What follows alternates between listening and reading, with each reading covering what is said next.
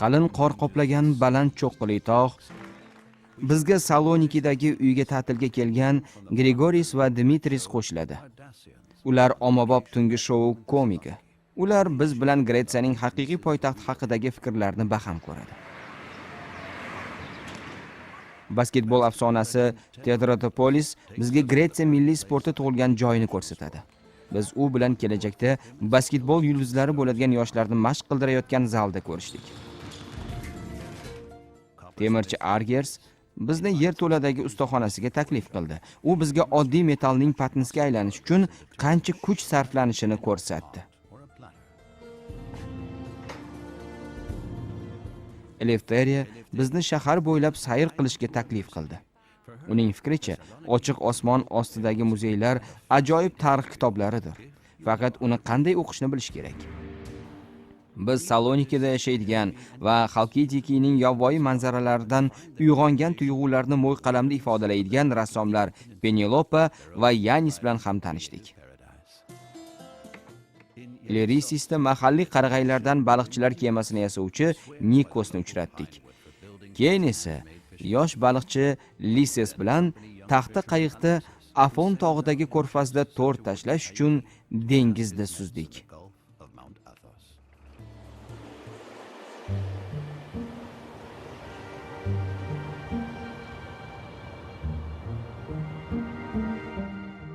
Bir milliondan ortiq aholisi bor. Gretsiyaning ikkinchi shahri sanaluvchi Salonikida har doim uslub masalasida muammo bo'lgan. Poytaxtdan uzoq bo'lgani uchun emas, u har doim ikkinchi o'rinda qolgani uchundir. Vaholanki 2000 yil burun ushbu shahar poytaxt bo'lgan.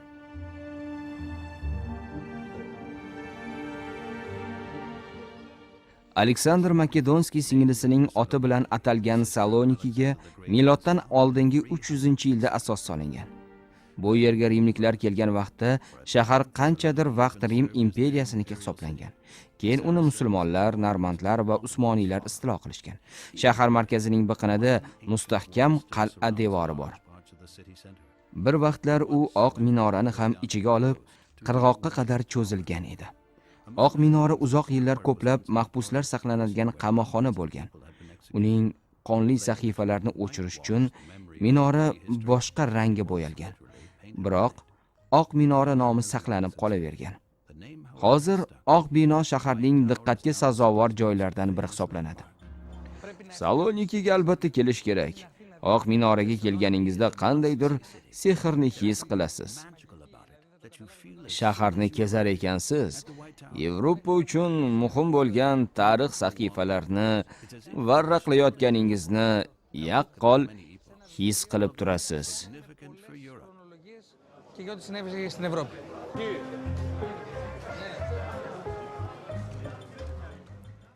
Grigoris Amotoglu Salonikida tug'ilib voyaga yetgan.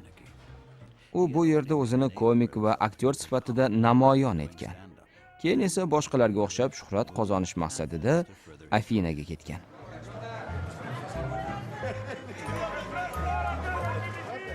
Hozir u nihoyat uyiga qaytdi. Erta tongdan dehqon bozoriga borib, do'stlari va muxlislari bilan uchrashmoqda.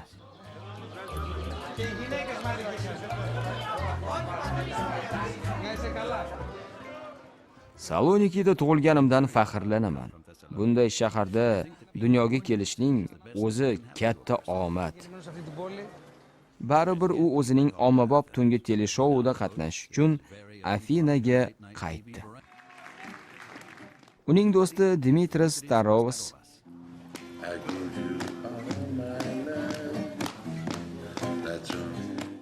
ular birgalikda teleshouni mashhur qildilar. Aytish mumkinki, ular Salonikidan Afinaga yetib kelgan madaniyatning jonli ekspertlaridir.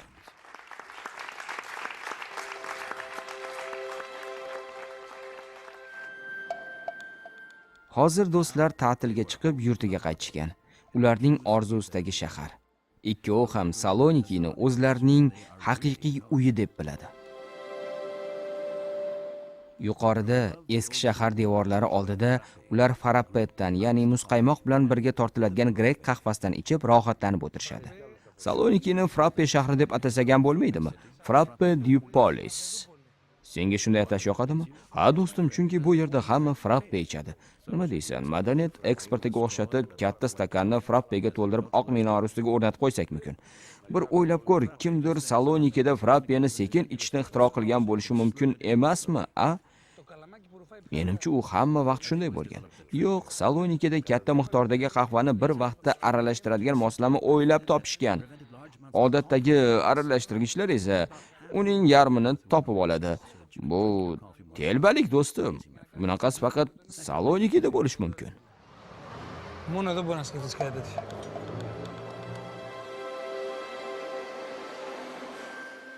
Shunga o'xshash qiziquvchalik quyidagi savolni keltirib chiqaradi.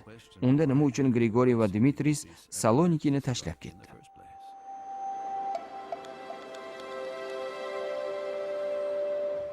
Menimcha, bu shaharning odamlari eksportning eng yaxshi predmetlaridir. Ha, ular qo'g'irchoqqa o'xshatib eksport qilinadimi? Yo'q. Men aytmoqchimanki, shunchaki odamlar eksportning yaxshi predmetlaridir. Bu yerdan ketganlar faqat Afinada emas, to'g'ri, xorijda ham muvaffaqiyat qozonishdi. Nega shunday? Shahar o'zining iste'dodlarini ushlab qolishga qodir emasmi? To'g'ri. Bu qayg'uli masala do'stim. Ha, juda ham.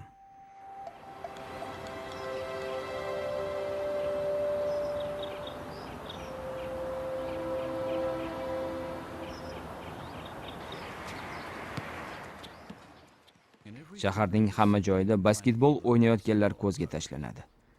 Gretsiya terma jamoasi Yevropa chempionati g'olibi bo'lganidan so'ng, hatto jahon chempionatida AQSh termasini ham yutgandan keyin basketbol bu yerda yanada ommalashib ketdi.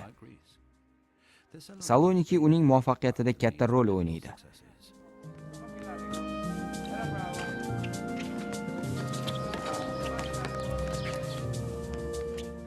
Mana bu odam basketbolga borini tikkan murabbiy Theodoros Rodopoulos. Tirik afsona. U ona shahriga qaytishdan oldin uzoq yillar AQShda ishlagan. Murabbiyning yutug'i avvalo ishga astoydil berilishdadir.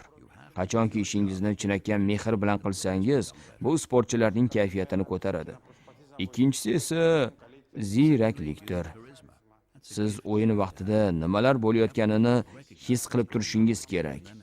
Ana shunda shogirdlaringizni to'g'ri yo'lga yo'naltira olasiz. Murabbiy bilan o'yinchilarning bir-birini yaxshi tushunishlari o'yindagi eng ideal holat sanaladi. Bu yosh sportchilarga murabbiyning ko'rsatmalaridan vaqtida anglab olish hamda uning tajribasi kuchidan foydalanishni ta'minlaydi.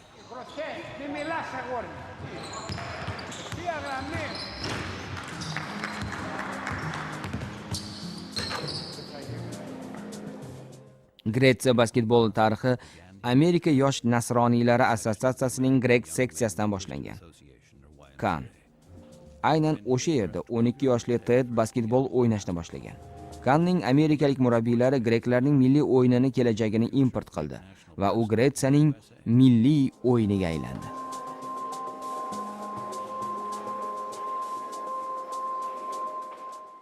(1919) yil Salonikidagi Kan mamlakatda basketbol o'yinini ochdi. Dastlab u Salonikiga keldi, keyin Afinaga bordi. Ko'plab davlatlarda hamma narsa poytaxtdan boshlanadi. Biroq grek basketboli aynan Salonikida paydo bo'ldi desam aslo mubolag'a bo'lmaydi. Murabbiy bo'lishdan oldin Tedning o'zi ham o'yinchi edi va bo'yi 1,70 m bo'lsa-da, 2 metrlik bahaybatlar orasida ham o'zini ko'rsata oldi. Teodoro murabbiy bo'lgandan keyin Saloniki birinchi o'ringa chiqib oldi. Hozir Teddan tajribali murabbiy sifatida dunyo basketboli e'tirof etadi. Men minglab yosh o'yinchilarni shug'ullantirdim. Odatda sport zalga tushdan keyin kelaman va kechasi 11largacha shu yerda bo'laman. Haftaning 6 kuni doim shunday o'tadi. Chunki bolalarga murabbiy kerak. Bolalar jamoaviy hamda individual o'yinchi sifatida yaxshi o'yinchi bo'lish uchun murabbiy ularni muntazam shug'ullantirish kerak. Murakkab jihati shundaki, murabbiy yosh o'yinchilarni to'g'ri o'ynashga, rag'batlantira bilishi lozim. Bu albatta oson ish emas. O'yinchilarni turli holatlarda yaxshi o'ynay olishga yo'naltirish uchun murabbiydan katta kuch va iqtidor talab etiladi.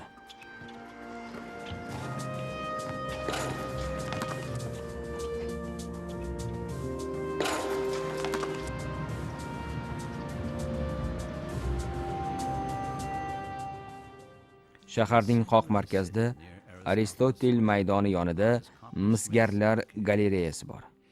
Bu yerda eski zamonlardan ustalar qozon, tovoq va boshqa idishlar yasashadi.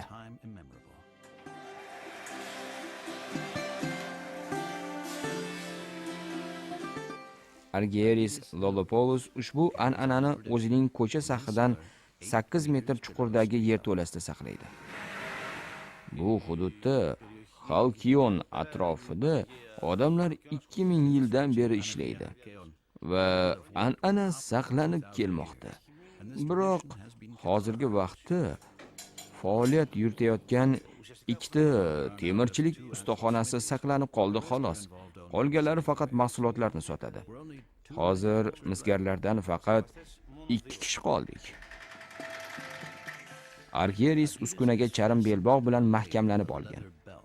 Bu unga mis listni patnisga aylantirishda o'zining og'irligi bilan uskunani ushlashga katta yordam beradi. Hatto metal sovuq bo'lgan taqdirda ham bu mashaqqatli ish. Men bu hunar bilan 35 yildan beri shug'ullanaman. Bu ishni otam boshlagan. Men esa davom ettiryapman. Hozirga kelib ko'p narsalar o'zgarib ketdi. Burunlari ish og'ir edi. Ilgari ustaxonada 8 kishi ishlardi. Yillar o'tishi bilan ish kamayib ketdi. Arzon ishlab chiqaruvchilardan kelayotgan import mahsulotlar raqobatda tajribali ustalarga bosim o'tkazmoqda. Argieris faqat mis ishlatmaydi. U rux, qalay, lotun va bronza ham ishlatadi. Har bir metallning o'ziga xosligi bor.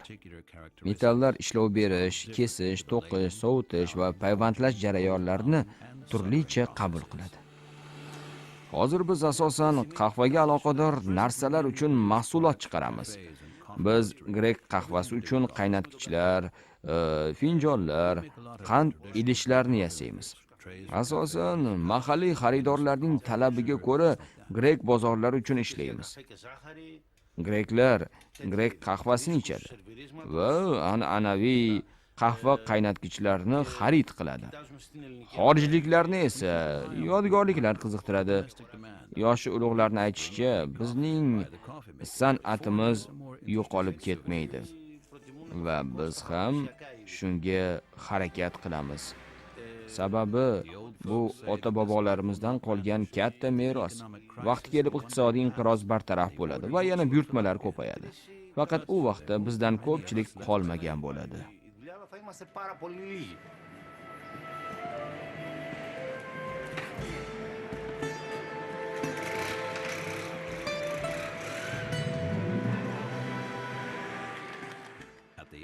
Misgarlar galereyasi tugagan joyda Panagiya Halkeon cherkovi bor. Misgarlar ma'budi. Usmoniylar hukmdorligi davrida cherkov masjidga aylantirilgan.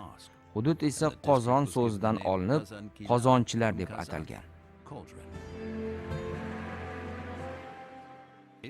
Arxeolog Eleftheriya nigohi bilan qaralsa, Halkeon cherkovi ko'cha tekisligidan bir necha metr pastda ekani ayon bo'ladi.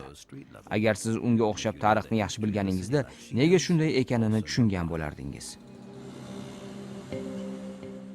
Cherkov joylashuvini sinchkovlik bilan o'rganilsa, shaharning tarixi haqida ko'p narsani bilib olish mumkin bo'ladi. Cherkov boshqa binolardan ancha pastlikda turibdi. Buning sababi shundaki, 1919-yilgi katta yong'in oqibatida tosh shag'allar joyida qolgani bois ko'chaning yuzi ko'tarilib ketgan.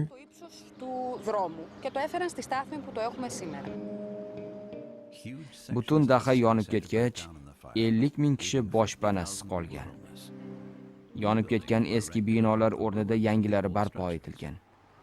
Eleftheriya Teodoro di Salonikidagi Aristotel nomidagi arxeologiya institutida dars beradi.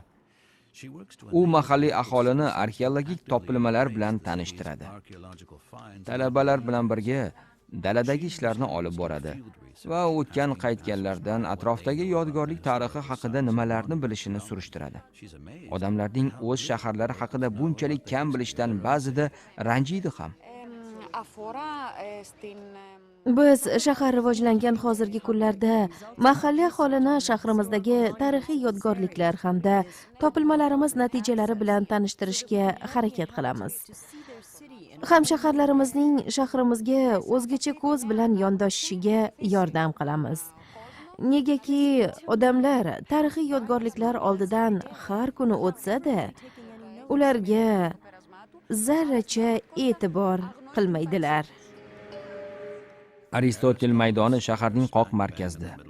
Arxeologlar mazkur hududni nima uchun Saloniki ochiq osmon ostidagi muzey degan savolga javob o'laroq misol qilib keltiradilar. Xiyobonda shaharning har bir asr tarixiga oid ashyolarni uchratish mumkin. Rim imperiyasidan to Usmoniylar imperiyasigacha hamda o'tgan asrning dastlabki yillarigacha. Saloniki shahri bu muzey, ochiq kitob. Bizning faoliyatimiz, vazifamiz shundan iboratki, ko'plab jamoat vakillari ana shu kitobni o'qishlariga hissa qo'shishimiz kerak. Masalan, Rim xarobalari yonida sharqona uslubda yopilgan tomlarni ko'ramiz. Kitobimizni sahifalaymiz va qadimiy Usmoniylar hammomini ko'ramiz. Beyhammom bu shunchaki navbatdagi sahifa emas. U shahrimizdagi Usmoniylar imperiyasiga oid eng qadimiy bino. Uning qurilishi 1430-yilda shahar ishg'ol qilingandan so'ng boshlangan. Keyinroq Saloniki turklardan ozod qilingandan so'ng ham bulardan o'tgan asrning 60-yillarigacha hammom sifatida foydalanib kelingan.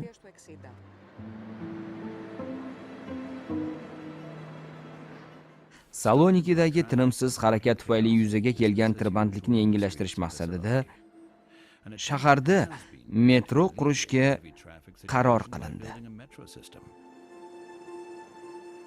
Qurilish bundan 2000 yil burun Rim imperiyasi bilan Konstantinopol, ya'ni hozirgi Istanbulni bog'lagan Ignatiy yo'li bo'yidan boshlandi. Natijada ko'plab tarixiy obidalar buzilish xavfiga uchradi. Ayon bo'lishicha, yer ostida tasavvur qilinganidan bir necha barobar ko'p tarixiy meroslar yashirin ekan. Metro qurilishi darhol eng katta arxeologik qazishmaga aylanib ketdi. Metro loyihasi esa bekor qilindi. Qurilishning noma'lum muddatga to'xtalishiga turli texnik muammolar ham sabab bo'ldi. Shunga o'xshash loyiha paydo bo'lib, u sababli shaharning boy tarixi bo'y ko'rsatib qolsa, arxeologik topilmalar qazila boshlanadi.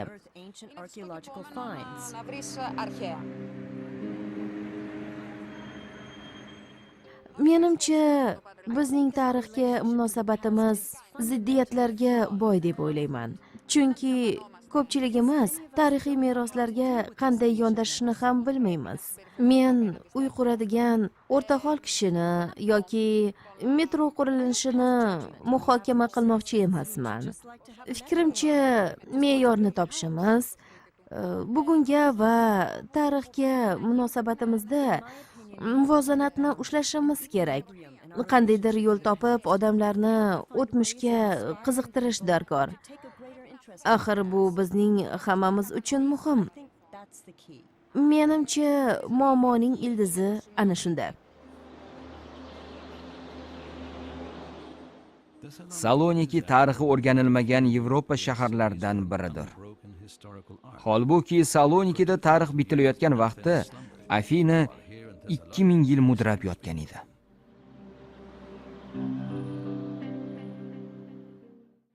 Bozorga, ta'tildagi komiklar yoniga qaytamiz.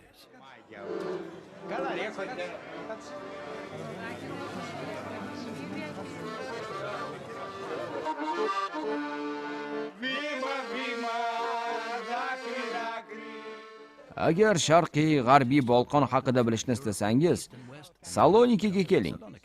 Bu yer nihoyatda fusunkor. Bunday joyni boshqa qayerdan ham topasiz. Ένα συνοθήλευμα ανθρώπων Bu yerda shu fursatning o'ziga maftun bo'lgan odamlar juda ham ko'p. να αγαπήσουν και να Muhabbat va hayot.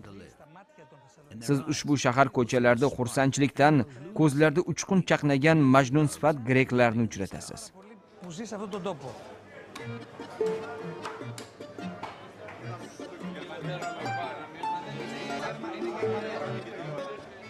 Ajablanarli joyi yo'q. Ko'pchiligimiz samolyotdan tusharkanmiz, cho'kkalab olamiz va yerni o'pamiz. Chunki bu Saloniki. Va Saloniki o'ziga xos shahar. Θεσσαλονίκη. Πω, πω, πω, πω. Saloniki. Ha, juda ajoyib maskan. Senga ko'p narsa asotirlarga bog'lanib ketgandek tuyulmaydimi? Men kimnidir chaqirib mehmon qilaman. Bu unga hech narsa emas, lekin biz do'st, birodar, aka-uka, qardosh bo'lib qolamiz. Ammo qachonki sizga rostdan ham yordam kerak bo'lsa, hammaga sichqonning ini 1000 tanga bo'lib qoladi. Είναι λίγο τσιμπημένο αυτό το πράγμα. Shunday emasmi? Ερώτες έχουμε, ναι. To'g'ri. Vaqt o'tyapti, zamon o'zgaryapti. Burungi vaqtlarda yiqilib tushsang, kamida 10 kishi yordamga chopardi. Mana shu yerda, Gretsiyada. Hozir yiqilib ko'rchi, bilasan senga qancha odam yordamga kelar ekan. Ular ustingdan xatlab o'tib ketaveradi. Yordamga hech kim kelmaydi. Δεν κανείς να σε βοηθήσει να σηκωθείς. Ana shunday axloqiy tushkunlik butun dunyoda yuz bermoqda. Ammo greklar bu holatga kuyunib qaraydilar. Chunki ular insonparvarlik, mehmondo'stlik kabi sifatlar bilan faxrlanadilar. Ayniqsa Salonikida.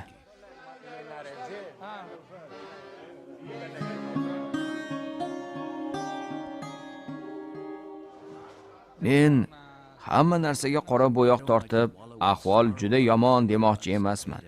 Ishonchim komilki, biz shu ishga astoydil kirishsak, Saloniki Yevropaning eng ajoyib shaharlaridan biri bo'lishi mumkin. Που λέμε εμείς στη Θεσσαλονίκη. Qanday qilib Bolqondagi eng katta bandargoh Bolqonning Monte Carlosi bo'la olmagan? Να μην είναι γεμάτο γιότ, να μην είναι το Monte Robbimiz bizga ko'plab yo'llarni ochib qo'ygan, ammo biz ulardan foydalanishni unutib qo'yganmiz.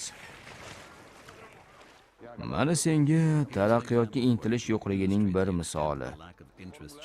Ko'rfazda motorli qayiqda suzish bo'yicha jahon chempionati o'tkazmoqchi bo'lishdi. Chempionatni dunyodagi millionlab teletomoshabinlar kuzatish kerak edi. Musobaqa tashkilotchilari shahrimiz meriga xat yubordi. Unda shahrimiz reytingi butun dunyo bo'yicha ko'tarilishi aytilgan edi. Shahar hokimiyati xatga javob ham bermadi. Bu go'yo shaxsan Robert De Nironing o'zi meni filmda suratga tushishga taklif qilyapti-yu, men esa noz qilyapman.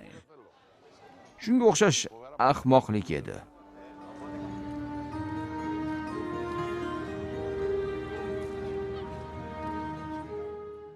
Bir 1997-yil Saloniki Yevropa madaniyati poytaxti deb e'lon qilindi. Bu unvon xususan qirg'oq bo'yidagi joylarning jiddiy o'zgarishiga sabab bo'ldi. Saloniki bandargohi butun O'rta Yer dengizidagi asosiy iqtisodiy markaz edi.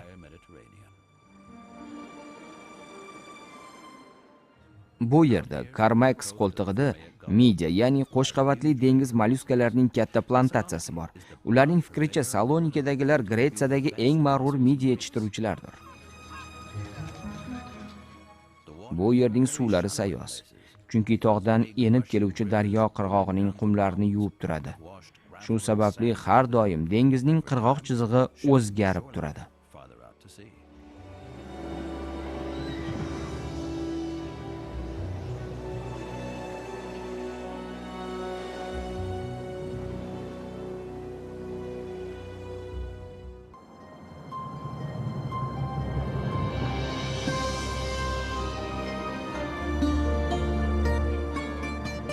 Film dunyo bo'ylab telekanalda o'zbek tiliga o'girildi.